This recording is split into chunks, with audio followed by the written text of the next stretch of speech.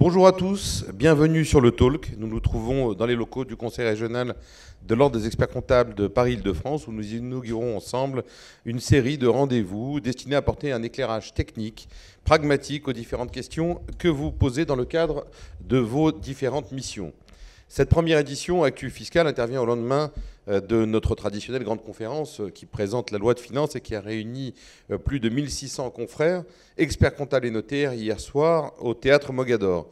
Laurent Benoudiz, Vital Saint-Marc, vous interveniez justement hier soir, et je rappelle que vous êtes tous les deux experts comptables et commissaires aux comptes, administrateur du club fiscal et président du club fiscal.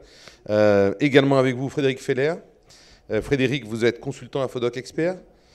Nous allons passer ensemble une petite heure où nous allons essayer de répondre aux questions des internautes qui s'interrogent beaucoup avec cette nouvelle loi de finances. Mais d'abord, messieurs, que pourriez-vous nous dire, nous dresser un rapide panorama des nouveautés fiscales pour nos internautes, dont certains peut-être n'étaient pas à Mogador par erreur. Donc on va essayer de rattraper le retard. À vous, messieurs, de jouer. Qui prend le... Je commence. Je vais parler plutôt de la partie qui me concerne le plus. Donc les groupes de sociétés puis l'imposition des entreprises, il n'y a pas énormément de nouveautés cette année. On peut noter pour l'essentiel donc une modification du dispositif des sociétés mères et filiales, donc une adéquation du régime français avec le régime européen, on peut dire. Une modification du régime d'intégration fiscale, alors qui peut paraître assez anecdotique, mais ça montre à quel point le législateur français, enfin la jurisprudence européenne est un frein à la normalisation donc, du législateur national. Donc c'est une adéquation, là encore, du régime de l'intégration fiscale au dispositif européen. Il y a également donc, quelques petites nouveautés sur les crédits d'impôt, notamment sur le crédit d'impôt cinéma, dont on a pu parler hier. Et puis dans le crédit d'impôt cinéma, pour ceux qui n'ont pas pu suivre la conférence, deux modifications importantes. Il était réservé exclusivement donc au tournage de films en France et en français. Il est maintenant donc ouvert au tournage des films en langue étrangère, à la condition toutefois que le choix de la langue soit dicté pour des questions culturelles, absolument pas commerciales. Et puis le crédit d'impôt est porté, il est plafonné, et le plafond est porté de 4 millions à 30 millions d'euros. Ah oui, ça laisse de quoi venir. Voilà. Effectivement. Laurent ou Frédéric, vous voulez rebondir, vous compléter ? Alors plutôt compléter, hein, effectivement, parmi les mesures des fois qui ne sont pas dans la loi de finances, on a en matière de plus-value, on a eu une riche actualité cette année. On a eu les commentaires de l'administration fiscale sur ce qu'on appelait les apports cessions, les articles 150 obitaires. Quand j'apporte des titres à une société, une holding que je contrôle, donc là, il y a eu des commentaires, c'est intéressant, sur la notion de contrôle, sur les modalités déclaratives, les suivis, éventuellement les opérations qui étaient déjà en report ou en sursis, ou les opérations ultérieures qu'on peut faire en report ou sursis, dans quelle mesure ça maintient ou pas ce report. On a eu aussi des décisions plus importantes, et là la loi de finances n'a pas eu le temps de rectifier éventuellement le tir de l'administration. S'agissant des plus-values, on nous dit qu'il y a un abattement pour durée de détention, de base ou renforcé. L'administration nous disait dans ses commentaires qu'il s'applique aux plus-values, mais également aux moins-values. Et là, une décision importante dernièrement, on nous dit non, c'est une interprétation extensive de l'administration, cela ne s'applique pas aux moins-values. Donc éventuellement, par les déclarations qu'on a pu faire par le passé, on va pouvoir faire des réclamations, et surtout pour l'avenir, on appliquera bien les abattements qu'aux plus-values et pas aux moins-values. En matière de plus-value immobilière, la loi de finances prévoit simplement effectivement une prorogation du régime d'exonération en cas de cession de l'immeuble à un organisme HLM. Et attention aussi, ne pas oublier, on a eu dans la fin d'année une problématique, les fameuses arrêts de Ritter, sur l'application des prélèvements sociaux lorsque c'est des gens qui sont notamment des non-résidents, mais plus exactement des gens qui ne sont pas soumis de manière obligatoire à un régime de cotisation sociale français. Ce système on substitue en fait aux contributions sociales un autre prélèvement. Donc là, faire attention. Et puis on a aussi, mais ça on sait un petit peu, tout ce qui est des organismes de gestion agréée ou associations de gestion agréée, la loi de finances prévoit un retour quasiment identique au statut quo ante de l'an dernier. Et toi, Laurent, avec ta famille nombreuse, alors, petite question. T'as raison. Je me rappelle hier. Alors, moi, je suis intervenu avec Fabrice Luzu, mon ami qui est notaire, puisque la Chambre des notaires était partenaire de cet événement. Tu as bien éclairé sur ta famille. Voilà, exactement. Donc, on a réglé plein de problèmes sur les problématiques de cession d'usufruit, parce que c'est pas dans la loi de finances, mais il y a une instruction administrative qui est sortie au mois d'août. En ce qui concerne plus particulièrement la loi de finances, j'ai fait un point assez précis sur le nouveau dispositif Madelin ISF PME, qui concerne en fait beaucoup de nos confrères qui accompagnent leurs clients dans des augmentations de capital ou création de capital. Alors, ce dispositif n'aurait pas dû être modifié, puisque François Hollande s'était engagé à ce que pendant les 5 années de son mandat, il reste sans changement. Malheureusement, il a fallu que la France se conforme au règlement général d'exemption par catégorie, le REGC, qui a été mis en place au niveau de l'Europe. Et le dispositif, maintenant, a été recentré sur les entreprises de moins de 7 ans. Alors, en fait, la situation est un peu plus compliquée que ça. Les grosses nouveautés, c'est quoi? C'est que soit on n'est pas associé dans l'entreprise, et à ce moment-là, il n'y a pas de problème, on peut souscrire. Mais si on est déjà associé, il faut que l'investissement qu'on puisse faire soit considéré comme un investissement de suivi. Et un investissement de suivi, c'est quoi? C'est un investissement qui a ouvert droit à la réduction d'impôts au moment de la souscription initiale. Et c'est un investissement qui doit être fait dans le cadre de prévision initiale dans le business plan. Alors la question qui se pose, est-ce qu'il faut... C'est pas évident. Donc la question c'est de savoir s'il fallait que on ait précisé la date et le montant. C'est-à-dire qu'au moment où on fait le business plan, augmentation de capital. Exactement. Au moment où on fait le business plan, est-ce qu'il faut qu'on puisse prévoir que dans 3 ans, dans 4 ans, dans 5 ans, on va devoir faire une augmentation de capital de 500 000, 1 million. Voilà. Et dans les débats parlementaires, parce qu'on a été essayé de comprendre quels étaient les dessous de cette histoire, et dans les débats parlementaires, les députés ont interrogé le ministre, Christian Eckert, qui était le secrétaire d'État en charge du dossier. Ils lui ont dit, mais est-ce que si on a juste prévu qu'il y aurait des augmentations de capital à suivre, ça suffit? Et la réponse est positive. D'accord. On n'est pas obligé de prévoir le montant, mais de prévoir effectivement qu'il y aurait des augmentations de capital successives. Alors ça, c'était la première modification importante. Et la deuxième modification importante, c'est qu'il faut que l'augmentation de capital intervienne soit sur une entreprise nouvelle qui n'intervient sur aucun marché, soit sur une entreprise qui n'est pas sur un marché depuis plus de 7 ans. C'est pas la date de création qui fait foi, c'est la date à laquelle l'entreprise a commencé à faire du chiffre d'affaires, et le montant de ce chiffre d'affaires sera prévu par décret. Alors selon les informations qu'on a pu avoir, mais le décret n'est pas encore sorti, le seuil de chiffre d'affaires serait fixé à 250 000 euros. C'est-à-dire que tant que l'entreprise n'a pas atteint les 250 000 euros, on ne décompte pas la durée de 7 ans. Donc, voilà. Donc en fait, c'est vraiment pour aider des entreprises, je dirais, en stage assez peu développé à accélérer ce développement. Exactement. En fait, en pratique, on avait l'habitude de pouvoir augmenter le capital dans n'importe quelle entreprise. Aujourd'hui, ça ne sera plus possible. Il faut que ça soit une entreprise innovante, il faut que ça soit une entreprise, une start-up, ou une entreprise qui a moins de 7 ans et qui a commencé à travailler depuis moins de 7 ans. Alors, voilà les principales conditions. Donc, un dispositif qui est un peu recentré et durci. Mais il fallait que la France se conforte au règlement général d'exemption par catégorie de l'Europe. Toujours très simple, ces acronymes. Merci à tous les trois. Donc maintenant, on va passer aux questions du public, parce que vous êtes nombreux à nous avoir posé des questions. Et on vous invite à venir nous poser des questions régulièrement quand on lancera ces émissions. Et puis, on va passer à la première question. C'est une question pour vous, Frédéric, d'Eva, qui nous dit, je la cite, les modalités de représentation de nos clients pour déclarer et payer les impôts sont modifiées au 1er janvier 2016.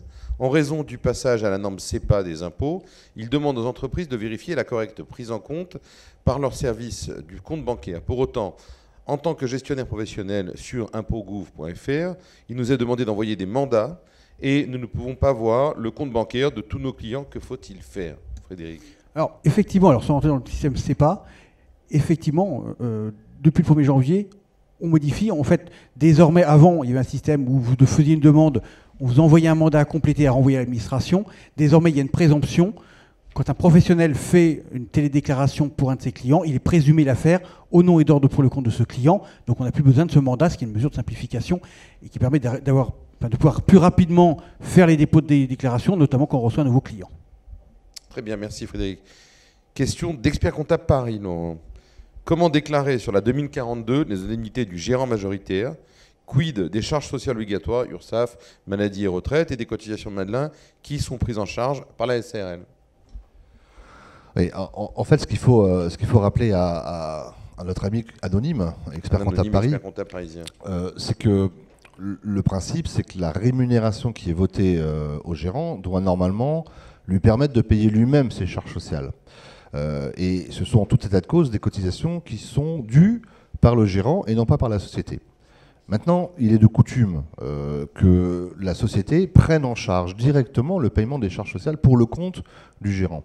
Et dans ces cas-là, évidemment, si la rémunération est du net, après prise en charge par la société des cotisations sociales obligatoires ou facultatives, la seule chose à déclarer, c'est évidemment le montant de la rémunération nette, sans oublier de rajouter la quote-part de CSG non déductible.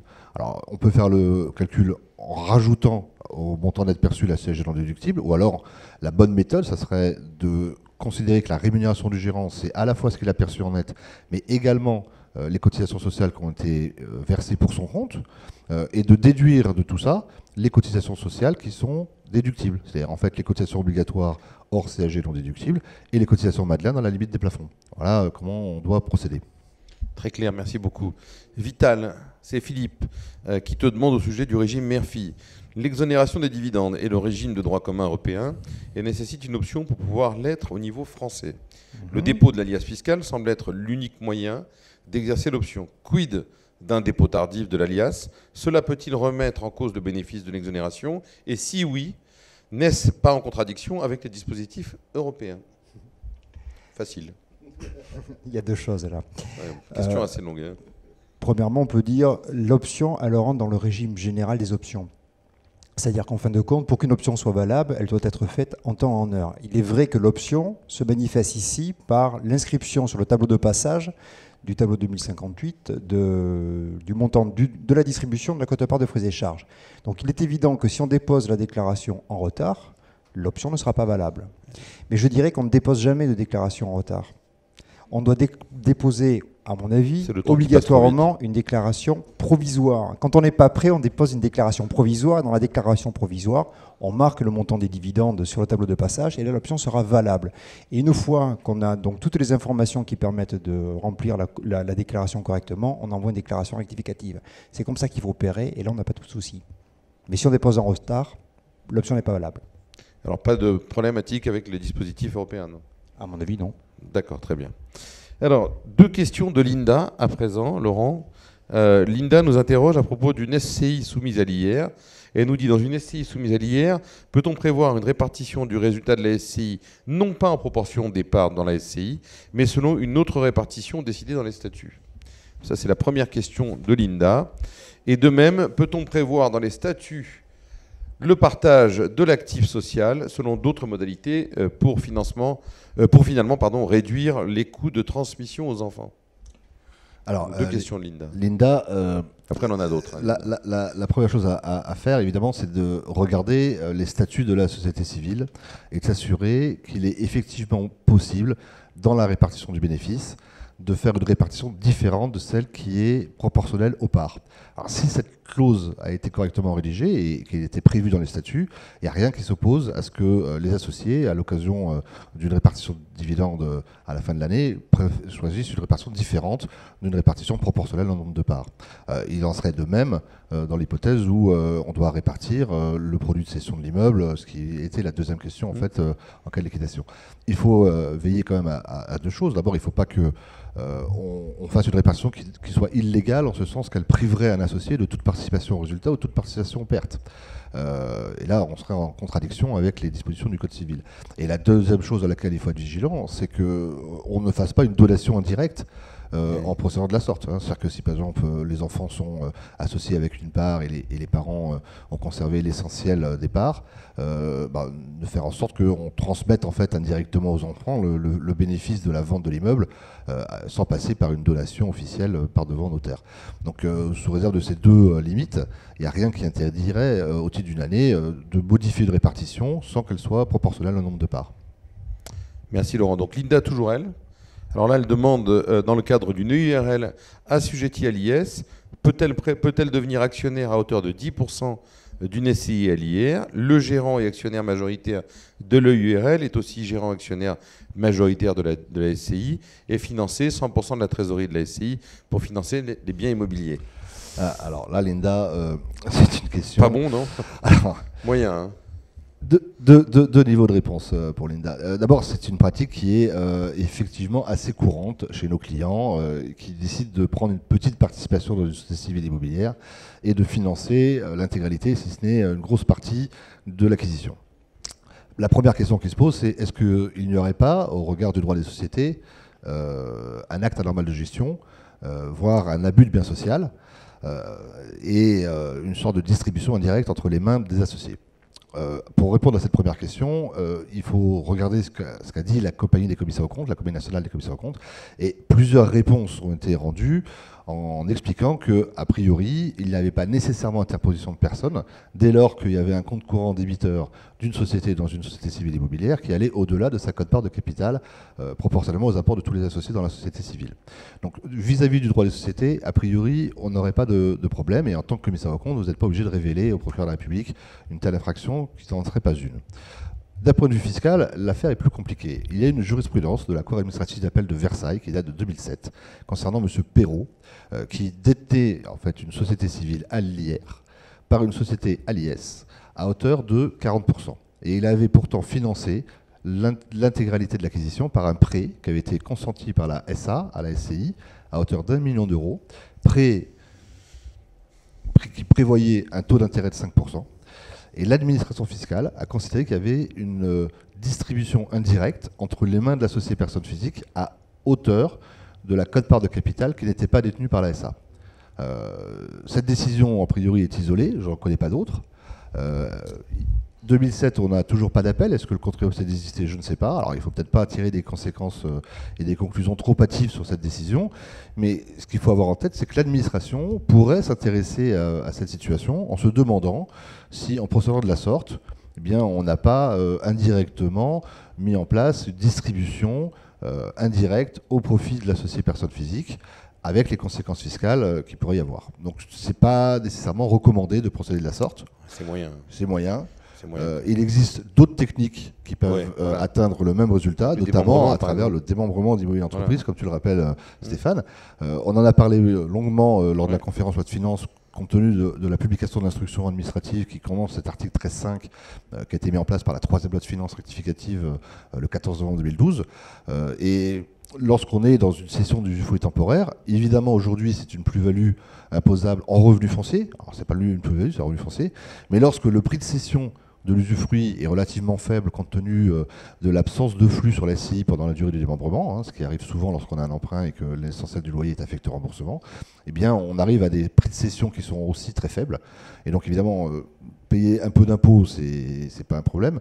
Payer un taux d'impôt plus important mais sur une plus-value très très faible, ce n'est pas un problème non plus. Et donc on peut mettre en place aujourd'hui des schémas qui permettent de détenir l'immobilier dans un cadre fiscal optimisé, mais également dans un intérêt patrimonial et civil à la fois pour la société et le dirigeant, en procédant à des démembrements d'immobilier d'entreprise. Surtout l'immobilier d'exploitation, en fait. Pas effectivement l'immobilier d'habitation du dirigeant. Voilà, c'est essentiellement ça. Merci Laurent.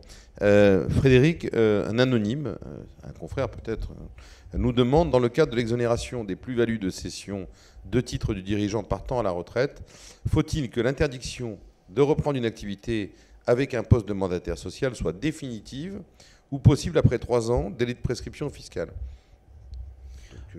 Alors c'est vrai que pour normalement l'exonération, enfin la limitation, en fait, l'abattement majoré maximum qui est jusqu'à 85% pour les dirigeants de PME qui partent à la retraite, dans l'idée du législateur, c'est que c'est un départ définitif. Oui, c'est ça.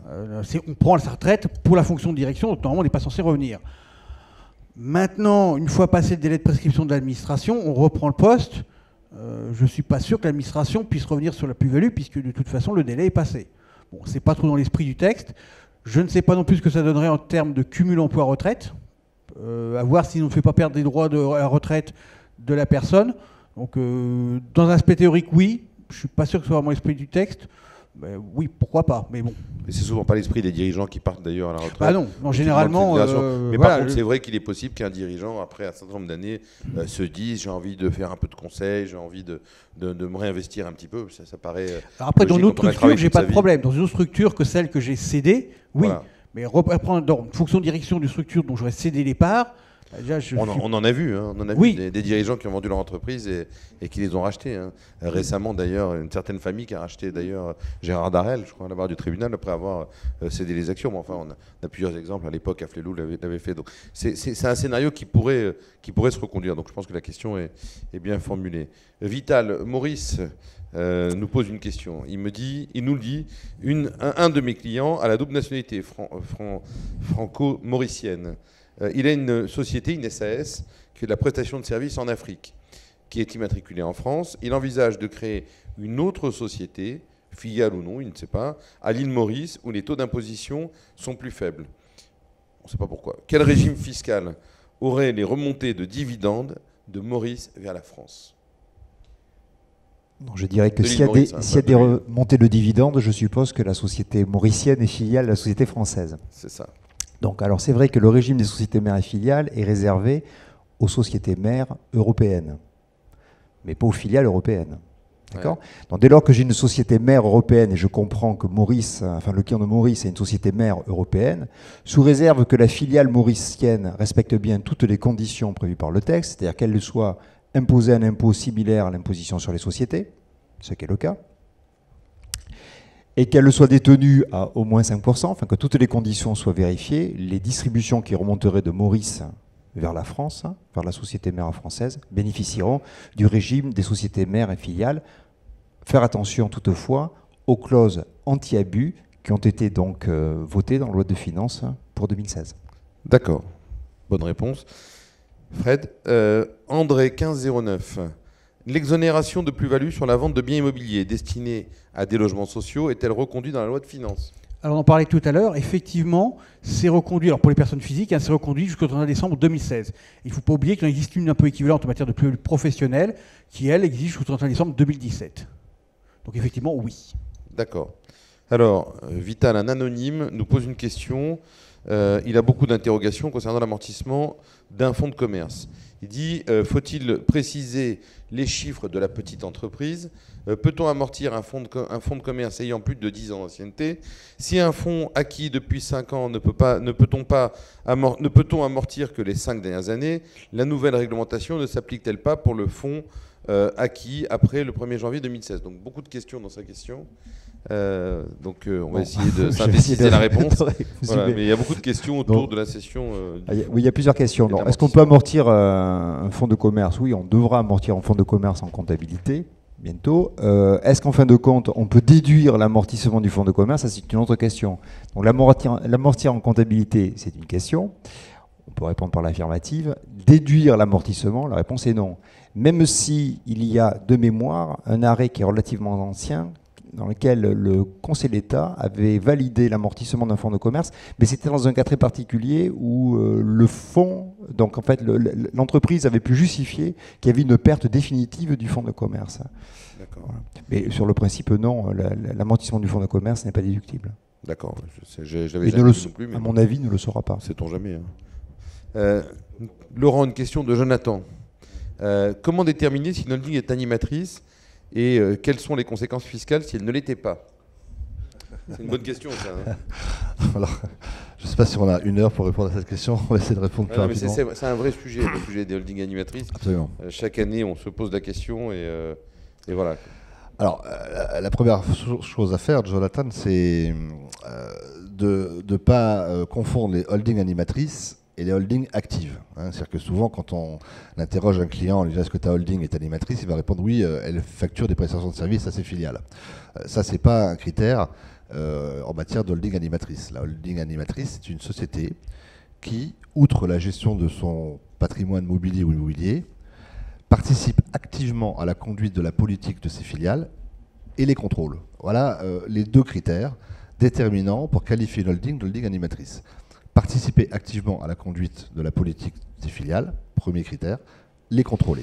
Alors, il y a aujourd'hui une très abondante jurisprudence, des prises de position de l'administration pour essayer de déterminer qu'est-ce qu'une participation active à la conduite de la politique et qu'est-ce que le contrôle. Alors, l'administration, à partir de là, a essayé de tirer un certain nombre de conclusions qui, a priori, sont parfois un peu excessives, notamment le fait que la holding doit contrôler toutes ses filiales, que la holding ne peut pas détenir de sociétés qui ne seraient pas opérationnelles, qui seraient des sociétés patrimoniales, par exemple une société civile immobilière.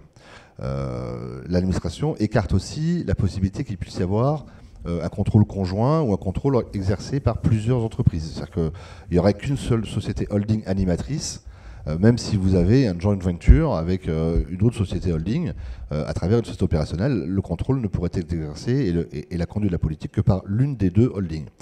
Donc on a tout un tas d'imprécisions sur la définition exacte à la fois du contrôle et de la conduite. Ce qu'il faut aussi préciser, c'est que la conduite de la politique, ça ne se résume pas à avancer de l'argent, à gérer la trésorerie et à participer une fois par an aux assemblées.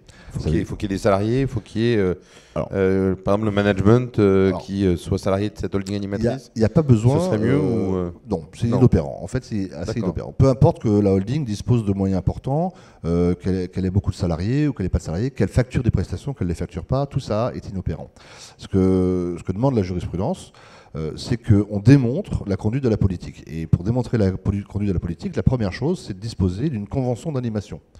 Donc si on n'a pas ce document, qui est quand même une pièce maîtresse en fait, dans le dispositif, on va avoir du mal à qualifier la holding animatrice. La convention d'animation, c'est une convention dans laquelle la holding dit c'est moi qui conduis la politique et tu dois me rendre compte de l'application de cette politique régulièrement. Et il faut faire ça avec toutes les filiales qu'on contrôle et qu'on manage. Voilà. Alors la deuxième chose à faire, c'est évidemment d'avoir des comptes rendus de réunions. En fait, c'est beaucoup de papier, la holding animatrice. Il va falloir qu'on montre qu'on a établi une politique du groupe, qu'on a mis en place une convention d'animation dans laquelle on a donné des directives à la filiale pour qu'elle les respecte, et puis que la filiale, elle s'est réunie régulièrement, tous les trimestres, tous les semestres, et qu'elle a fait des comptes rendus sur l'application de cette politique. Alors voilà, une fois qu'on a rempli ces conditions, qui sont un peu lourdes, et qui parfois sont même excessives pour les petits groupes, faut être clair, ça demande à ce qu'il y ait un juridique élaboré et un certain nombre de réunions, eh bien, on a la possibilité de prétendre à la qualification d'holding animatrice. Alors, si on est une holding animatrice, on a tout un tas de dispositifs qui s'ouvrent. Le principe, c'est que la holding animatrice est assimilée par l'administration fiscale à une société opérationnelle. Donc tout ce qui est éligible pour les sociétés opérationnelles, les pactes du trade en matière de transmission, l'exonération d'ISF, etc., tout ça fonctionne dès lors que la holding est animatrice. Il ne faut pas croire que si la holding n'est pas animatrice, on perd le bénéfice de tous ces dispositifs.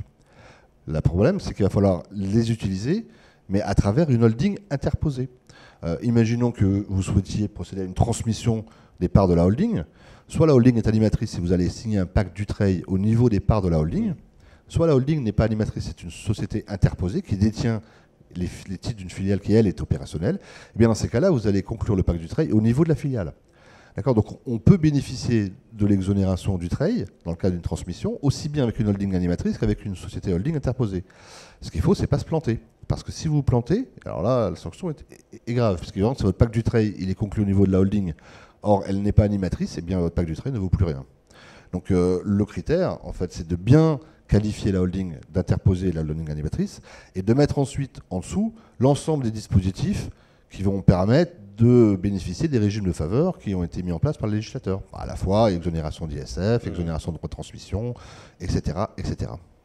Donc si par exemple ma holding animatrice est mandataire social des filiales, elle peut être très bien présidente des filiales, on le voit souvent dans les groupes de sociétés. C'est un élément aussi qui concourt à démontrer qu'elle a un rôle, un pouvoir politique, comme tu disais, d'animation, de direction effectivement. Alors, de la holding. Il n'y a pas de jurisprudence qui nous dit que si la holding est dirigeante de la filiale, elle est automatiquement animatrice. On a des jurisprudences par exemple qui nous disent que l'identité de dirigeant, la même personne physique à la tête de la holding et à la tête de la filiale, n'est pas un élément suffisant pour dire je conduis la politique de la filiale.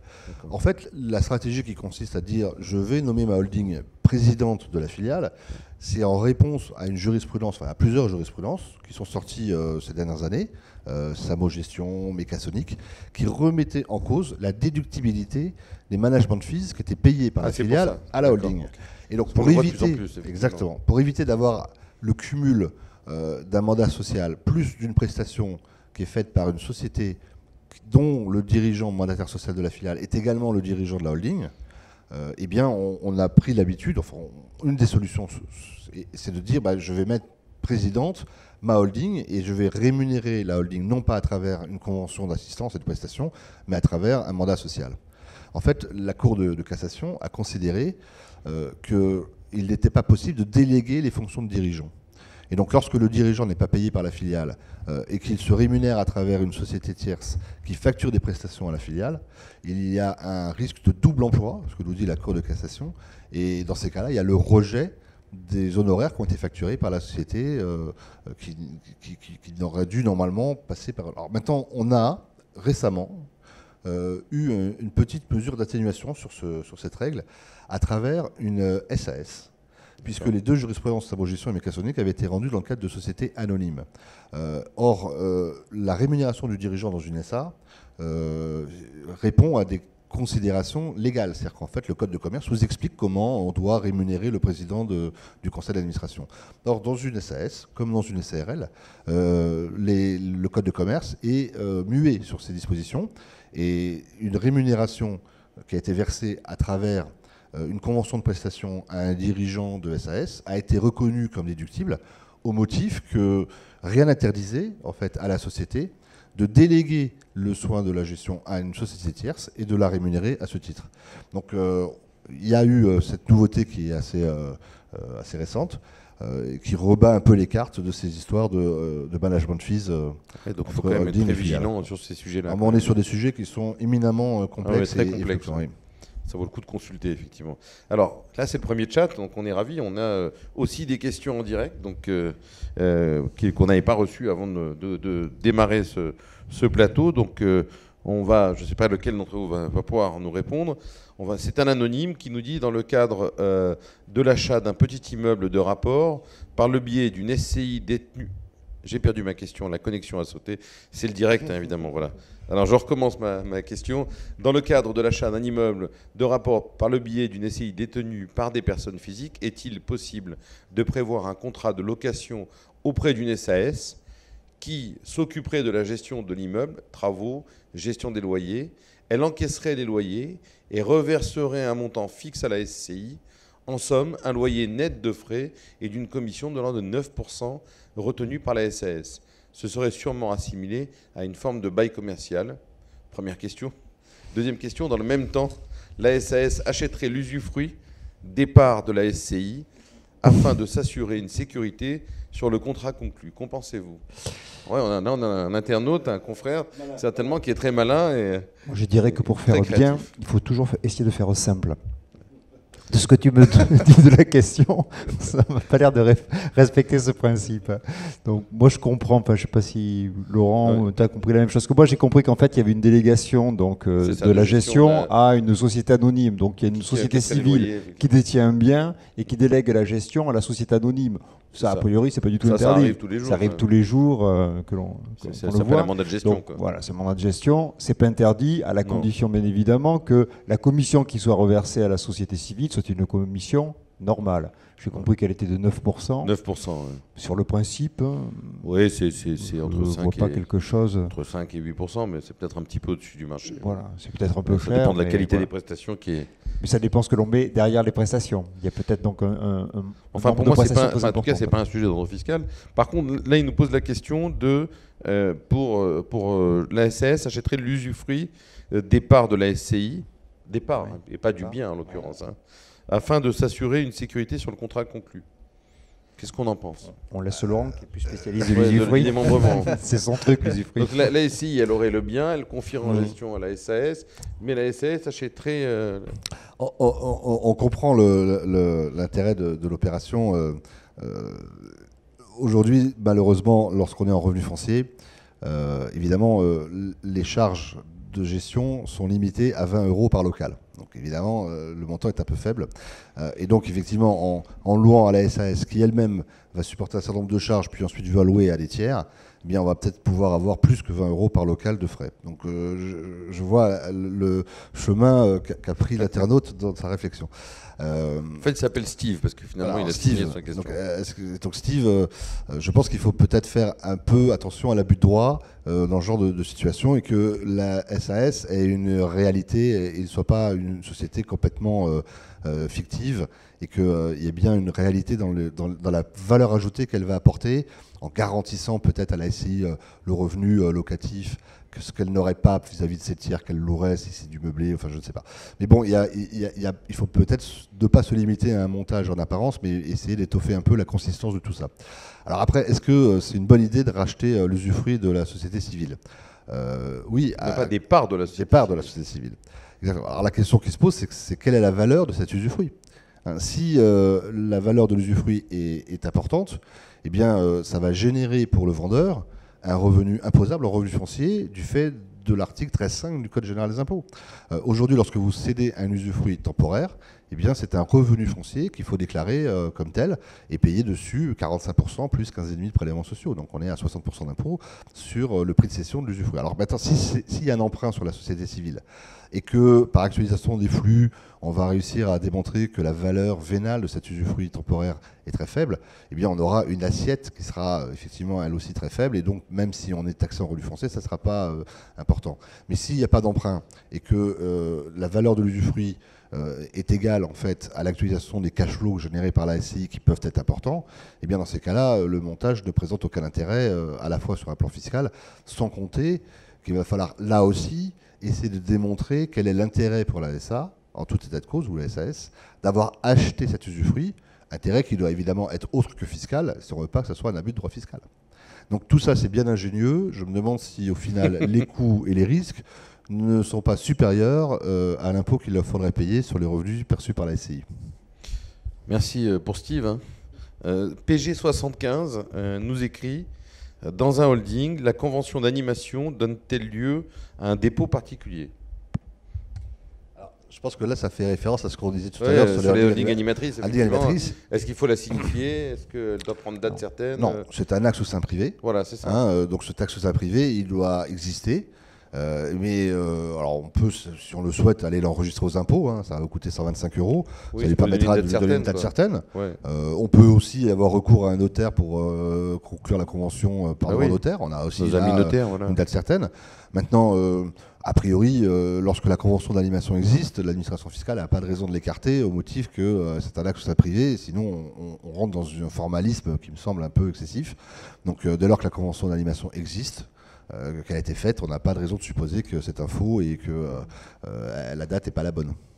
Ou alors on peut la rappeler dans une assemblée générale qui sera couchée sur le livre des assemblées. Excellente idée.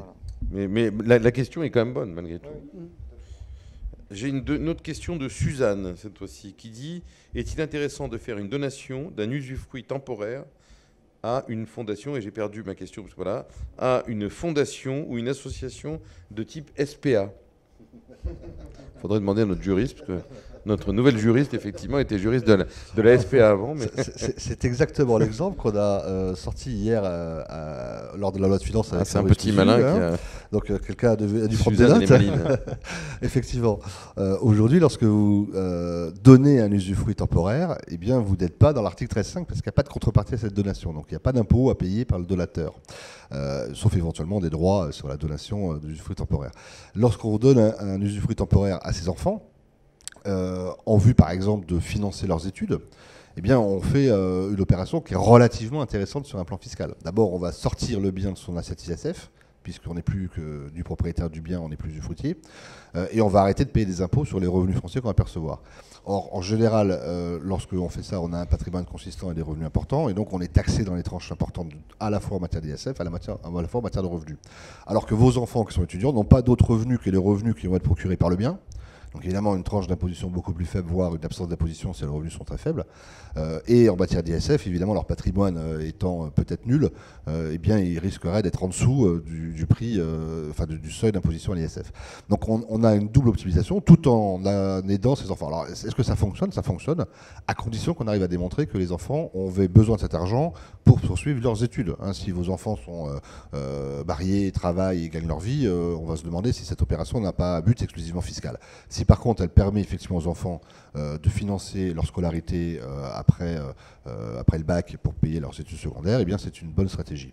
Alors là en l'occurrence... c'est pour faire effectivement une donation à une fondation, ou une association de type SPA. Une instruction administrative est sortie je crois en 2009 de mémoire, qui précise les conditions à remplir pour qu'une donation d'usufruit à une fondation puisse être valablement retenue par l'administration fiscale. Donc elle doit avoir une durée minimum qui je crois est de 3 ans. Il ne faut pas qu'on puisse continuer à conserver les droits et les pouvoirs sur le bien dont l'usufruit a été donné. Et puis il y a une troisième... Devant notaire notamment, il faut que ça préserve l'intérêt de la structure. Exactement. Donc voilà les conditions à remplir pour qu'on puisse effectivement procéder de la sorte. Et là, on remplit également beaucoup d'avantages. D'abord, on fait une donation à une association, ça c'est très bien, hein, c'est une bonne nouvelle. Mais on optimise également son ISF et son impôt sur le revenu. Donc c'est une stratégie qui est souvent intelligente dès lors qu'on est prêt à aider une fondation ou une association. Temporairement alors. Temporairement, évidemment, la donation est temporaire. Effectivement. Alors, question de Adrien. Quelles sont les conséquences de la dématérialisation de la charte du contribuable vérifié ? C'est vrai que c'est une des mesures de la loi de Jean-Jacques n'est finances. pas là, il aurait pu répondre sinon. Mais... C'est une des mesures de la loi de finances. Donc à partir du 1er janvier 2016, les avis de vérification que l'on va recevoir ne seront plus accompagnés de la charte du contribuable. Donc, alors, c'est triste pour les contribuables qui se plaignaient de ne pas avoir reçu la charte du contribuable, puis qui pouvaient engager donc des contentieux, mais ce sont des très vieux contentieux. Ça fait bien longtemps que l'administration, à ma connaissance, n'oublie pas de mettre dans la pochette la charte. Et d'ailleurs, le juge avait déjà précisé que si jamais vous n'aviez pas reçu la charte du contribuable, vous pouviez quand même la demander. Donc, c'était pas donc un élément qui viciait la procédure. Oui, c'est ça. Bon. Donc maintenant, ça change pas grand-chose. Vous ne recevrez plus donc la charte du contribuable sous format papier.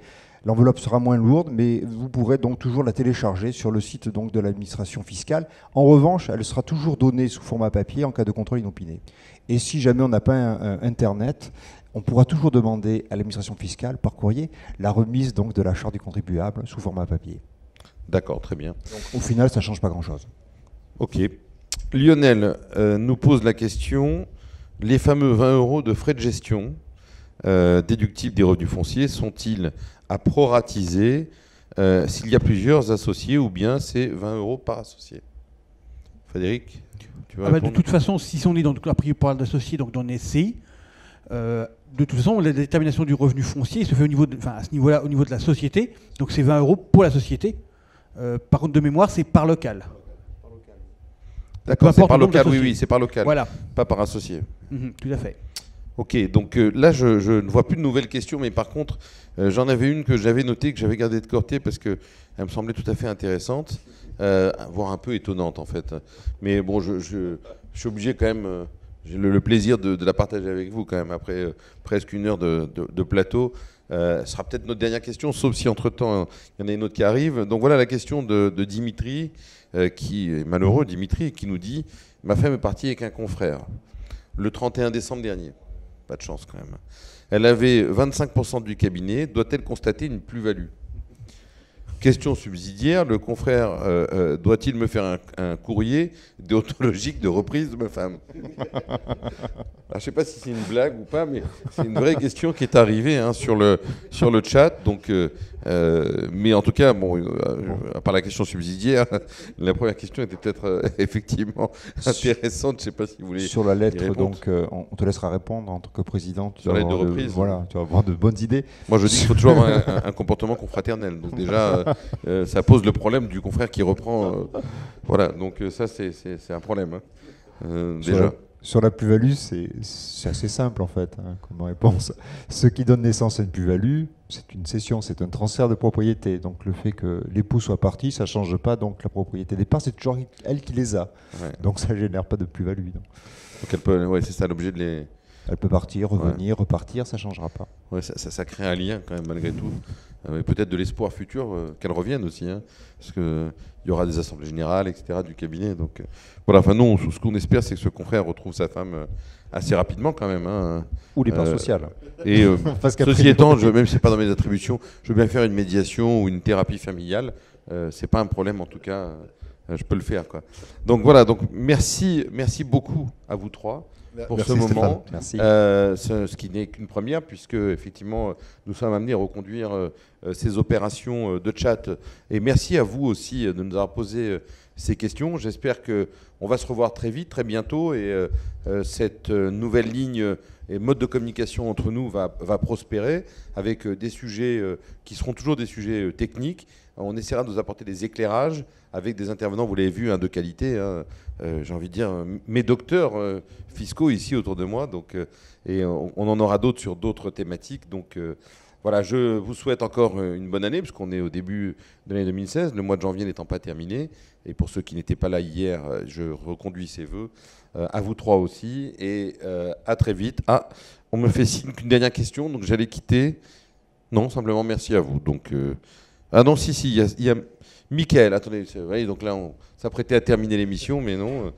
Mickaël, qu'est-ce qu'il dit Mickaël, il dit merci pour cette belle initiative. Vivement les prochaines éditions. Ah non, c'est Sylvain qui pose la question des sanctions de l'absence de déclaration en ligne obligatoire. Est-ce que vous voulez répondre? Déclaration à titre personnel? L'impôt sur le revenu. Oui, l'impôt sur le revenu, oui. Oui. En fait, effectivement, la loi de finances a prévu qu'à partir de cette année 2016, on a l'obligation de déclarer sur Internet ses revenus. Donc on parle des revenus de 2015. Et le seuil est fixé par rapport au revenu fiscal de référence de la dernière année, c'est en fait l'année 2014. Donc si en 2014, le revenu fiscal de référence dépasse 40 000 euros pour le foyer fiscal, eh bien, il faudra déclarer les revenus de 2015 en 2016, obligatoirement sur Internet. Il y a deux moyens d'échapper à cette obligation. Le premier, c'est si vous n'avez pas Internet à la maison, donc ce qui est quand même assez rare, on peut le dire. Le deuxième moyen, c'est même si vous avez Internet à la maison, vous remplissez, vous cochez la case, comme quoi vous n'êtes pas suffisamment familier de l'outil Internet pour pouvoir faire cette déclaration en ligne. Donc si vous n'avez pas trop honte de cocher cette case, qui est quand même, voilà, alors à moins d'être une personne âgée ou d'avoir effectivement des difficultés particulières, ça me semble un peu compliqué de cocher la case. Si jamais vous ne remplissez pas l'obligation et que vous ne cochez pas la case, eh bien, à compter de la deuxième infraction, vous serez redevable d'une amende de 15 €. Donc voilà, la sanction n'est pas très lourde. Mais ce qu'il faut avoir en tête, c'est que le fait de dématérialiser les déclarations d'impôt sur le revenu, c'est, après la COP 21, une initiative citoyenne, en ce sens qu'elle va permettre d'économiser beaucoup de papier, d'économiser aussi peut-être beaucoup de travail chez nos amis les fonctionnaires, ce qui va permettre de réduire le budget de l'État, et vous allez comme ça concourir au redressement de la France. Donc je vous invite à le faire. Sans compter que ça permet de calculer son impôt directement en ligne. J'aime bien ces paroles du redressement de la France. C'est sur ces paroles qu'on va se quitter. Merci à vous trois encore une fois. Merci. Au revoir.